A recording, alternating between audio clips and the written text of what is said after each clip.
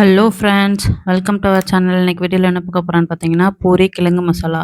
First கிழங்கு மசாலாவுக்கு வந்து குக்கரில் ஆயில் சேர்த்து கடுகு, கடலைப்பருப்பு, சோம்பு எல்லாத்தையும் போட்டு நல்லா பொரிஞ்சதுக்கப்புறம் வெங்காயம், பச்சை மிளகா, கருவேப்பிலை எல்லாத்தையும் ஆட் பண்ணி அதுக்கு தேவையான உப்பையும் போட்டு ஆட் பண்ணி நல்லா வதங்கினதுக்கப்புறமா வேக வச்ச உருளைக்கிழங்கையும் அது கூட ஆட் பண்ணி கொஞ்சம் மஞ்சள் போட்டு தண்ணி சேர்த்து கொதிக்க விட்டோம்னா உருளைக்கிழங்கு மசாலா ரெடி.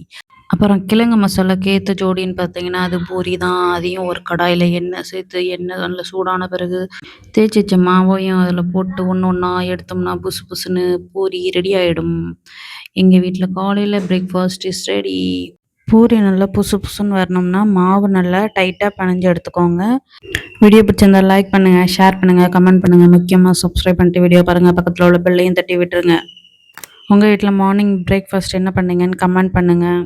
சேனலில் இன்ட்ரெஸ்டிங்கான ரெசிபி எதுவும் வேணும்னா கமெண்ட் பண்ணுங்கள்.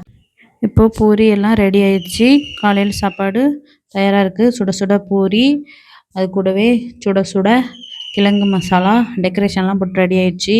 வீடியோ பிடிச்சிருந்தால் லைக் பண்ணுங்கள். Tata, bye bye, see you guys. Next video பார்ப்போம்.